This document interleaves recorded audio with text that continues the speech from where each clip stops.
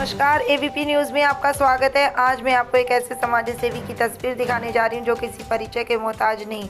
Congress party के समाज सेवी वरिष्ठ नेता अरविंद कुमार मल्होत्रा जी, सेक्टर 18 रोहिणी विधानसभा दिल्ली, जिन्होंने समाज के लिए अपना तन मन धन सब कुछ लगा दिया है। वह लगातार जनता की सेवा के लिए सदैव तैयार रहते हैं। आप देख रहे हैं एबीपी न्यूज़, शाहिद वसीम खान के साथ नई दिल्ली। दर्शकों, एक भी आपका स्वागत है। इस वक्त मैं आपको सीधी तस्वीर दिखा रहा हूँ रोहिणी सेक्टर 18 से। हमारे साथ मौजूद हैं कांग्रेस पार्टी के वरिष्ठ नेता, हमारे साथ मौजूद हैं अरविंद कुमार मल्होत्रा जी, जिन्होंने कांग्रेस पार्टी के लिए अपना तन मन धन सबको लगा दिया।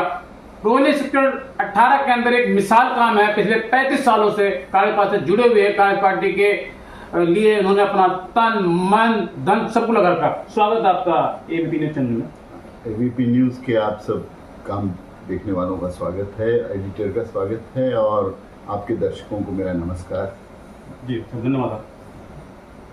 तो आज हम बात करेंगे, दिल्ली में भारतीय जनता पार्टी की 53 दिन की सरकार है। देश के प्रधानमंत्री नरेंद्र मोदी ने कहा था कि जहां झुग्गी वहीं मकान, लेकिन आज ठीक उसके विपरीत उल्टा हो रहा है। जहां झुग्गी वहीं मैदान हो रहा है। क्या कुछ कहना चाहेंगे? असल में बात यह है कि वायदों पर या किसी भी तरह के काम के रिजल्ट पर ये लोग चलते नहीं हैं। इनको वोट लेने के लिए नफरत की राजनीति करते रहने का ही फायदा उठाने का आदत रही है और वायदे तो इनके उसी तरह से हैं जैसे कि इनको कहा जाता है कि धोखा देने वाले लोग हैं। तो जनता को बहकाया गया कि आपको जहाँ झुग्गी वहाँ मकान दिया जाएगा, लेकिन इनको ज़मीनें देनी है अपने बड़े बड़े पूंजीपति दोस्तों को। और दिल्ली की बेशकीमती ज़मीन अभी जैसे बॉम्बे में आपने देखा, वहाँ भी जो झुग्गी बस्ती या झोपड़पट्टी रही है वो अडानी को दी जा रही है। तो ये एक अभियान है। और दूसरा, ये अभिजात वर्ग की राजनीति करते हैं, व्यापारी वर्ग या अमीर वर्ग की राजनीति करते हैं। और उसमें भी ये जो मोनोपोली कैपिटल यानी कि जो पूंजी में एकाधिकार रखने वाले लोग हैं, अडानी जैसे लोग या अंबानी जैसे लोग, तो उस तरह के लोगों को इनको आगे लाना है। गरीब जनता के दुख दर्द से इनका लेना देना कुछ नहीं। अरविंद कुमार मल्होत्रा जी, आपका सीधा सीधा कहने का मतलब है भारतीय जनता पार्टी पूंजीपतियों की पार्टी है। भारतीय जनता पार्टी जात पात की राजनीति करती है, धर्म के नाम पर राजनीति करती है। बिल्कुल, इस पर कोई शक नहीं कि इनको, आप इनका अभियान देख लीजिए। ये जो 80 करोड़ जनता को 5 किलो राशन देने का इनका जो अभियान है, और इससे पहले जब कांग्रेस का शासन रहा तो मध्यम वर्ग यानी कि मिडिल क्लास की संख्या करोड़ों में हो गई। इनको रियाया यानी कि पब्लिक चाहिए। जैसे कि राजा महाराजाओं के समय में गरीब जनता की बहुत बड़ी संख्या होती थी और कुछ इजारेदार, तो इसी तरह की व्यवस्था ये बनाना चाहते हैं कि राजा महाराजा की तरह से प्राइम मिनिस्टर हो और 2-4 उनके दरबारी जो बड़े पूंजीपति हों और बाकी जो जनता है, और जनता का वोट कैसे लिया जाए। ये राजनीति कांग्रेस में या और कई दूसरे दलों में रही है कि सेवा करो, अच्छे काम करो और वोट लो। लेकिन इनका है कि कैसे दुनिया को, लोगों को और जनसंख्या को बांटा जाए और नफरत की राजनीति कर कर हिंदू वोटों का ध्रुवीकरण कैसे कराया जाए, ये उस कला में माहिर है।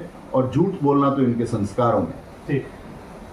होली और दिवाली पर देश के प्रधानमंत्री नरेंद्र मोदी जी ने कहा था, भारतीय जनता पार्टी तरफ से कहा गया था, चुनावी मुद्दे में घोषणा की गई थी, 1 सिलेंडर फ्री दिया जाएगा।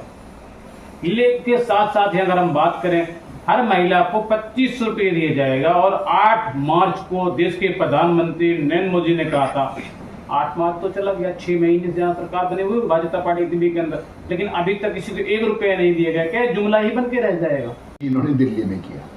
महिलाओं का वोट बड़ी संख्या में लेने के लिए इन्होंने 2500 प्रति महिला जो गरीब लोगों को देने का एक वायदा किया था, वो पूरा वायदा ही नहीं, एक पूरी तरह से झूठ साबित हुआ।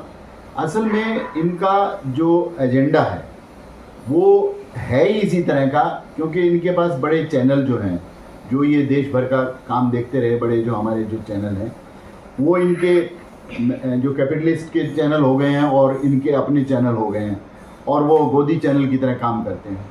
तो वो इनका एजेंडा आगे सेट कर देते हैं, नफरत का एजेंडा, और पब्लिक को ये इसी तरह से मूर्ख बनाते आ रहे हैं इतना बड़ा वायदा था और इससे इनको बड़ा फायदा होकर के इनको वोट मिल गया और इनका वो अभी इसके अलावा एक और बात हो रही है। अभी आपने ये भी सुना होगा कि विधवा पेंशन जो चल रही थी, ये 2500 तो ये नया देने का इन्होंने वायदा किया था, उसमें ये झूठे साबित हुए। 6 महीने से विधवा पेंशन भी रोक दी गई है। यानी कि जो सीनियर सिटीजन महिलाएं हैं वो जंतर मंतर पे जगह जगह ये प्रदर्शन चल रहा है। ये रेखा गुप्ता जब से बनी है वो रुक गया है। तो इनका एजेंडा जो है वो लोगों की सेवा करना या वायदे पूरा करना नहीं है। ये तो शीला दीक्षित की सरकार थी जिन्होंने लाडली योजना दी, जिन्होंने बच्चों की फीस जो होती थी स्कूलों में वो माफ़ की गई उस ज़माने में, और right to education Sonia Gandhi ji के ज़माने में, मनमोहन सिंह जी के ज़माने में शिक्षा का अधिकार का कानून दिया गया। तो जो राइट टू इंफॉर्मेशन भी था।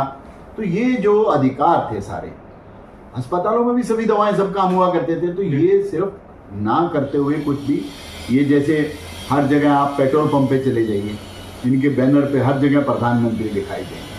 आप राशन के बैग पे देख लीजिए तो प्रधानमंत्री दिखाई देंगे। इवन और इससे क्या हुआ कि जब दुनिया मर रही थी, कोरोना था, तो वो जो इन्होंने इंजेक्शन लगाए उस पर भी जो सर्टिफिकेट दिया जा रहा था उस पर भी मोदी का चित्र था, प्राइम मिनिस्टर जी। अरविंद कुमार मल्होत्रा जी, मेरा आपसे सीधे सवाल है, आपने कांग्रेस पार्टी के लिए अपना तन मन धन सब कुछ लगा रखा है। मेरे लाखों हजारों करोड़ों दर्शक आपको देख रहे हैं, आप खुल के बोलते हैं, बेबाक बोलते हैं, हक बात कहते हैं आप। तो जिस तरीके से देश के प्रधानमंत्री नरेंद्र मोदी जी ने जो वादा किया था वो सारा का सारा वादा विफल रहा। विधानसभा चुनाव में जो कहा गया था वो दिल्ली की जनता के साथ पूरा नहीं किया गया। दिल्ली की जनता अपने आप को आज ठगा महसूस कर रही है। क्या वजह है, क्या कारण? हाँ बिल्कुल, देखिए 3-4 जो बड़ी बातें थी दिल्ली में। एक तो जहाँ झुकी वहाँ मकान। एक इन्होंने जो वायदा किया था कि हम अपराध दर को कम करेंगे, क्राइम रेट। दिल्ली में दोनों मुद्दों पर ये बुरी तरह से असफल हुए हैं, ज़ीरो साबित हो रहे हैं। और इसके साथ साथ इन्होंने जो वायदा किया था वो ये था को भी ठीक करेंगे, यमुना की सफाई करेंगे। ये जितने भी वायदे इनके थे दिल्ली के पब्लिक के बारे में, और जो ये जो अभी आपने बताया कि त्योहार पर सिलेंडर, गैस का सिलेंडर फ्री देंगे, तो ये तमाम जुमले साबित हुए हैं। तो प्रधानमंत्री का तो रिकॉर्ड है जी, तो दुनिया जानती है कि वो सच कभी बोल ही नहीं पाते। एक छोटी सी बात आप जानते हैं कि उनकी पढ़ाई लिखाई की डिग्री के बारे में बार बार उठती रही, वो उसी को ही नहीं बता पाए ठीक से। तो प्रधानमंत्री ने अभी जो इस समय अपना वक्तव्य दिया लाल किले के प्राचीर से, जब वो बोल रहे थे 15 अगस्त वाले दिन, तो उस समय उनको 100 साल आरएसएस के होने का बड़ा गुमान था और उसको उन्होंने बड़े जोर शोर से उठाया। लेकिन आरएसएस के लोगों पर जो आरोप लग रहे हैं, जिस तरह से वो देश को बांट रहे हैं और हर जगह जो धार्मिक संकीर्णवाद घुसेड़कर, कट्टरवाद को घुसेड़कर देश के संविधान पर जो खतरा बन पड़ा है वो राष्ट्रीय स्तर पर बन पड़ा है। और दिल्ली जो राजधानी है वहाँ अपराध की ये स्थिति है कि आप किसी भी हॉस्पिटल में रात को चले जाइए, तमाम लेडी डॉक्टर्स बड़ी बड़ी बलात्कार के पहले लोगों की अस्पताल के अंदर सरकारी आप चले जाएं तो पहले आपका नाम पूछेंगे, पहले आपका पता पूछेंगे, फिर आपका एड्रेस पूछेंगे, फिर आपकी उम्र पूछेंगे। उतनी देर में लोगों की जान चली जाती है। बिल्कुल, अस्पतालों में जो इमरजेंसी पे पेशेंट्स को जो चीजें चाहिए, क्या ये पूछना जरूरी है? पहले नाम पता एड्रेस जरूरी है, पहले जान जरूरी है बताना? नहीं, पहले तो सबसे पहले यही प्रायोरिटी होनी चाहिए कि आप पेशेंट को इमरजेंसी जो सेवाएं वो दीजिए, उसके बाद आप देखेंगे ना। तो इनका जो एजेंडा है वो तो हिंदू मुस्लिम तक भी जा सकते हैं। अगर उसमें धार्मिक भी कोई इनको भेदभाव करना हो तो वो भी कर लेंगे। मैं लगातार तस्वीर दिखा रहा हूँ, अम्बेडकर अस्पताल में एक एक्सीडेंट हो गया था, वहाँ पे 2-4 लोगों के हाथ टूट गए थे, पैर टूट गए थे, लगातार फ्रैक्चर थे, लेकिन कई लोगों की जान तक चली गई। अम्बेडकर में इमरजेंसी में गए, लेकिन पहले एड्रेस पूछ रहे, फिर पता पूछ रहे, फिर नाम पूछ रहे, फिर उम्र पूछ रहे, फिर कहाँ रहते हो, कैसे रहते हो। इतनी देर में उस आदमी की जान चली गई। क्या वो पता एड्रेस जरूरी था या स्वास्थ्य सुविधा देना जरूरी था पहले? असल में ये प्रशासन जो है ना इनका, वो इतना नाकारा है कि बड़े अधिकारी, चाहे वो डॉक्टर्स हों चाहे कोई भी अधिकारी हों, वो अपने फर्ज को पूरा नहीं करना चाहते और जवाबदेही उनकी है नहीं। और सरकार का करैक्टर ऐसा है कि गरीब जनता के दुख के प्रति इनका हृदय धड़कता नहीं है। तो गरीब मरे, बहुत बढ़िया। क्योंकि गरीब लोग ही तो जाते हैं जी। इन अस्पतालों में, मेहनत कश लोग जाते हैं, मजदूर, दिल्ली को बनाने वाले तमाम मेहनत करने वाले लोगों के परिवार जाते हैं। अब उनको अगर आप इमरजेंसी सुविधाएं नहीं दे सकते और उनके अता पता पूछते रहोगे, और इन्होंने तो बहुत बड़े ऐसे एजेंडे चलाए हैं कि ये बांग्लादेशी है, ये मुस्लिम है। लेकिन जब वोट ले रहे थे विधानसभा झुग्गी में रुकते थे भाजपा पार्टी कार्यकर्ता, तब वो झुग्गी वासी नहीं थे, बांग्लादेशी जो भी हाँ, भाषा कहा जाता नहीं थे। हाँ, अब वो कहाँ से आ गए? उस समय तो बहुत सी बातें आई थी, नई दिल्ली की झुग्गियों में पैसे बांटने की भी बातें आई थी, और पैसे लिए थे लोगों ने, अपने उस पर स्वीकारा भी था भी हाँ हमें ये जो बीजेपी के कैंडिडेट के द्वारा पैसे दिए गए हैं। और वोट लेते समय तो ये किसी को भी कुछ भी वायदा कर सकते हैं, जी। इनके वायदों पर मत जाइए। वो अभी एक पुराना शेर है ना जी, गालिब का, जी बताएं। वो तेरे वादे पे जिए हम ये जान झूठ जाना, कि खुशी से मर न जाते हम गर एतबार होता। तो इनके वादों पर आप एतबार मत करो, ये जुमलों की सरकार है और वायदे पूरे कभी नहीं करेंगे। अरविंद कुमार मल्होत्रा, जिस तरीके से आपने भाजपा पार्टी के लिए अपना तन मन धन सब कुछ लगा रहा, पिछले 35 साल से आपकी एक मिसाल कायम है रोहिणी सेक्टर 18 के अंदर।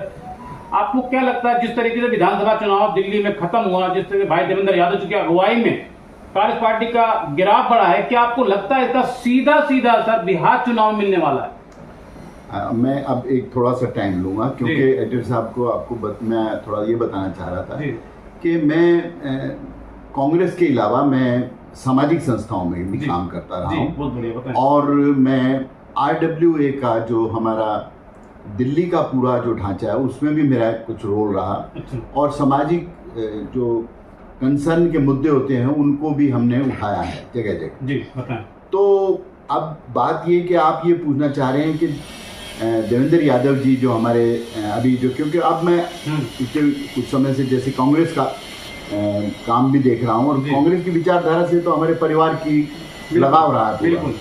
तो देवेंद्र जी जो हैं उनके आने के बाद, और पार्टी में राहुल गांधी जी की जो मेहनत है उसके बाद एक जोश भी है और एक सुधार भी है, और संगठन के अंदर भी सुधार है। और जो ये वोट चोरी का मुद्दा अभी उठा, यानी कि जो पकड़ी गई बात है, जो हरियाणा में हुआ, जो महाराष्ट्र में हुआ, जो कर्नाटक में हुआ, ये जो पार्टी हमारा कैडर पकड़ रहा है, और राहुल गांधी जी पूरी मुक्त सरकत से और दिलेरी से और बिना डरे और जिम्मेदारी से संविधान की बात उठा रहे हैं, और दूसरा ये जो वोट की चोरी जो पहला अधिकार है हमारा, उसका जो मुद्दा उठा रहे हैं उसका असर आ रहा है। और देवेंद्र जी यहाँ पर दिल्ली का जो काम संभाले हुए हैं, हर ब्लॉक के स्तर पर या विधानसभा के स्तर पर वो काम बढ़ रहा है। और आपने कहा कि क्या इसका असर, देखिए बिहार में दूसरे दलों के बड़े बड़े नेता छोड़कर आ रहे हैं। आज भी अच्छे 2-4 बड़े नेताओं ने ज्वाइन किया है कांग्रेस को, और कांग्रेस का एक बिहार है, और कांग्रेस वहाँ रिवाइव करेगी, और कांग्रेस यानी कि इंडिया गठबंधन की सरकार वहाँ अवश्य बनेगी। और बहुत बड़ा मुद्दा है बेरोजगारी, तो रोजगार नौजवानों को मिलेगा, उनको राहुल गांधी पर उम्मीद है, और वहाँ पर जो इंडिया के दूसरे हमारे जो तेजस्वी जी हैं उन पर भी वहाँ के नौजवानों को उम्मीद है। तो राहुल गांधी का ये नारा कि जनता से नफरत को भगाएंगे और रोजगार हम इस देश में दिलाएंगे, वो जरूर गूंजेगा। अरविंद कुमार मल्होत्रा जी, मेरा आपसे पहला और आखिरी सवाल, जिस तरीके से बिहार चुनाव में देश के प्रधानमंत्री नरेंद्र मोदी जी ने इल्जाम लगाया कांग्रेस पार्टी पर कि कांग्रेस पार्टी की तरफ से देश के प्रधानमंत्री नरेंद्र मोदी के मां जी को गाली दी गई, लेकिन कांग्रेस के बड़े बड़े नेता कहते हम खुद वहां पे मौजूद थे, उन्हीं के पार्टी के कार्यकर्ताओं द्वारा गाली दी गई, क्या ये सच है? अगर बात को हाँ, बिल्कुल। देखिए, सबसे बड़ी बात ये कि कांग्रेस की परंपरा गालियों वाली रही ही नहीं। कांग्रेस ने हमेशा अहिंसा के रास्ते को अपनाया, और गांधी जी के और नेहरू जी के सिद्धांतों पर चलने वाली ये पार्टी, जिसने अहिंसा के रास्ते से चलते हुए साम्राज्य अंग्रेजों को भगाया था, वो गाली का तो उनकी राजनीति है ही नहीं। और आप कितनी शालीन भाषा में राहुल गांधी जी बात करती हैं, सोनिया जी बात करती हैं, प्रियंका जी बात करती हैं, ये एक उदाहरण है। और रही बात वहां जो बिहार का जो घटना थी, वो षड्यंत्र भी हो सकता है या कोई इन्हीं का, यानी कि जो ये रूलिंग पार्टी का कोई, कांग्रेस पार्टी के बड़े बड़े नेता वहां पे मौजूद थे। हाँ, तो वो ये बता रहे हैं कि उन्हीं के कार्यकर्ताओं द्वारा की गई हरकत है ये। नहीं, रूलिंग पार्टी के द्वारा, यानी कि ये बीजेपी या उनके दलों के द्वारा की गई कोई शरारत भी हो सकती है।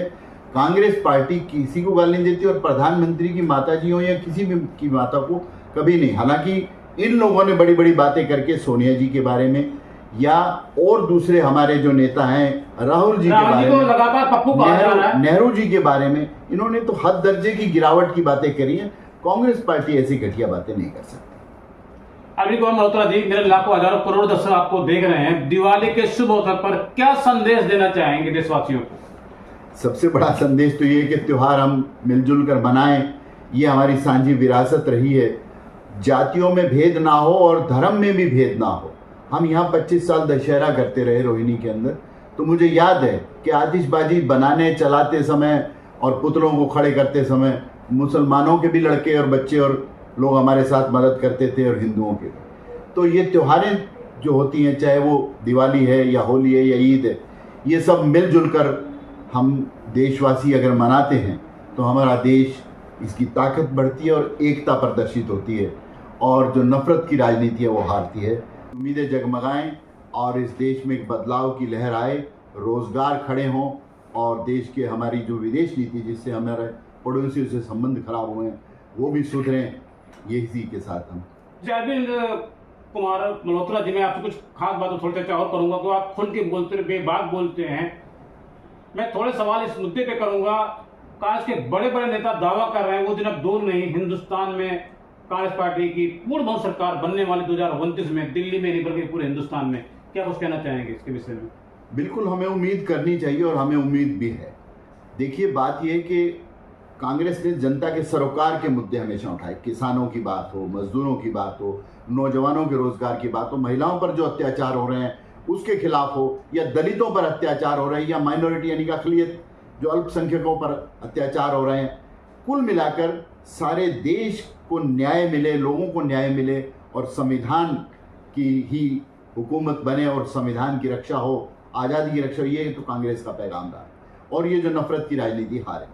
लेकिन दुख की बात यह है कि इस देश का जो बड़ा इजारेदार, बड़े जो मोनोपोली पूंजीपति हैं, वो अपने चैनलों के साथ जिस तरह से ये इस जो विभाजनकारी जो ये विचारधारा है बीजेपी की, उसको जो समर्थन दे रहे हैं, उससे गुमराह जरूर हो रहा है एक बहुत बड़ा हिस्सा तबका इस देश का। लेकिन अंततोगत्वा सत्य की जीत होगी, न्याय की जीत होगी और जनता उठेगी अपनी बातों को लेकर के।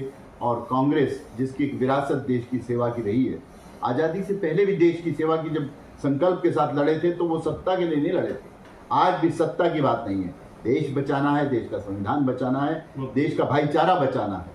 तो ये कांग्रेस का संकल्प है और हमें उम्मीद है कि इस बार आगे आकर के इस देश के लोग समझेंगे और कांग्रेस ही इस देश की सेवा ठीक से कर पाई है और करती रहेगी, इतिहास रहा है। और हम उम्मीद करते हैं कि फिर दोबारा से कांग्रेस के हाथों देश की इस तरक्की का पैगाम पूरी दुनिया में जाएगा। ठीक है सर, बहुत बहुत धन्यवाद समय देने के लिए आपको। तो दर्शकों, मैं आपको सही तस्वीर दिखा रहा हूँ। रोहिणी सेक्टर 18 से हमारे साथ मौजूद है कांग्रेस पार्टी के वरिष्ठ नेता अरविंद कुमार मल्होत्रा जी, जिन्होंने कांग्रेस पार्टी के लिए अपना तन मन धन सब कुछ लगा रखा है और RWD के प्रधान भी है। लगातार जनता की सेवा के लिए, समाज के हित के लिए, समाज के काम के लिए रोहिणी सेक्टर 18 के अंदर मिसाल कायम है। आप देख रहे हैं ABP न्यूज, शाहिद वसीम खान के साथ। नमस्कार।